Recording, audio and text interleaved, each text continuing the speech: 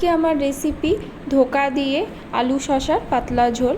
নমস্কার বন্ধুরা, tasty dishes by Ruma চ্যানেলে আপনাদের সকলকে স্বাগত জানাই।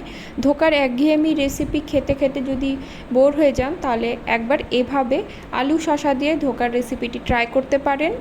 আশা করি আপনাদের ভালো লাগবে। রান্নাটি করার জন্য কড়াতে আমি দিয়ে দেব সর্ষের তেল। তেলটা গরম হলে ফোড়নে দেব গোটা জিরে এবং তেজপাতা। ফোড়নটা থেকে সুন্দর গন্ধ বেরোলে একটু লম্বা এবং একটু মোটা করে কেটে রাখা আলু এবং শসাগুলো দিয়ে দেবো। শসাগুলো আমি একটু কচি নিয়েছি, আমার কিন্তু একটু বুড়ো শসা ভালো লাগে না, কচি শসা হলে খেতে কিন্তু বেশ ভালো লাগে। আর একটি বড় মাপের টমেটো, এটাও আমি লম্বা লম্বা করে কেটে নিয়েছি। সব উপকরণ দিয়ে আমি একটু ভেজে নেব।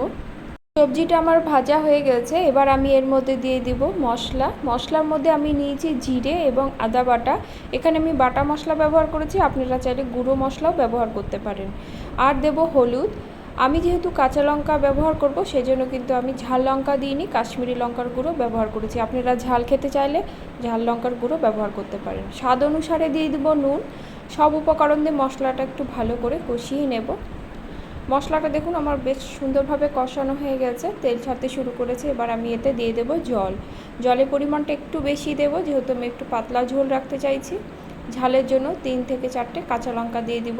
কী পরিমাণ ঝাল খেতে চান সেই হিসাবে কাঁচা লঙ্কার পরিমাণটা কম বা বেশি করে নেবেন। ভেজে রাখা ধোকাগুলো দিয়ে দেব। আমি ধোকাটা ঠিক যেভাবে করেছি সেই রেসিপিটি আপনাদের সঙ্গে শেয়ার করছি। এর জন্য আমি 3 ঘন্টা আগে ছোলার ডাল ভিজিয়ে রেখেছিলাম। মিক্সির বাটিতে দিয়ে আদা এবং কাঁচা লঙ্কা দিয়ে একটা স্মুথ পেস্ট করে নেব। কড়াতেই দিয়ে দেবো অল্প পরিমাণে সর্ষের তেল।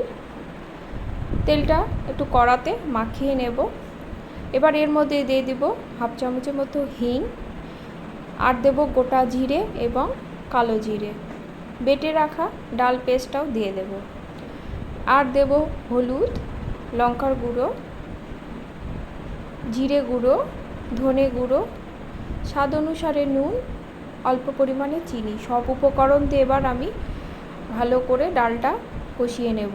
কড়া থেকে ছেড়ে আসা পর্যন্ত কিন্তু ডালটা ভালো করে ধীরে ধীরে কষাতে হবে।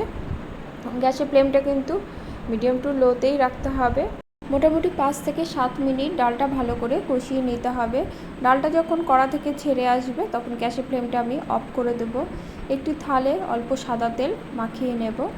এবার ডাল পেস্টটা ঢেলে গরম অবস্থাতেই কিন্তু এটাকে সমান করে নিতে হবে। ঠান্ডা হতে দেব। ঠান্ডা হলে ছুরির সাহায্যে পছন্দ অনুসারে শেপ মতো কেটে নেব। আমি একটু চৌকো শেপ দিয়েছি, আপনারা আপনাদের পছন্দ অনুসারে শেপটা দেবেন।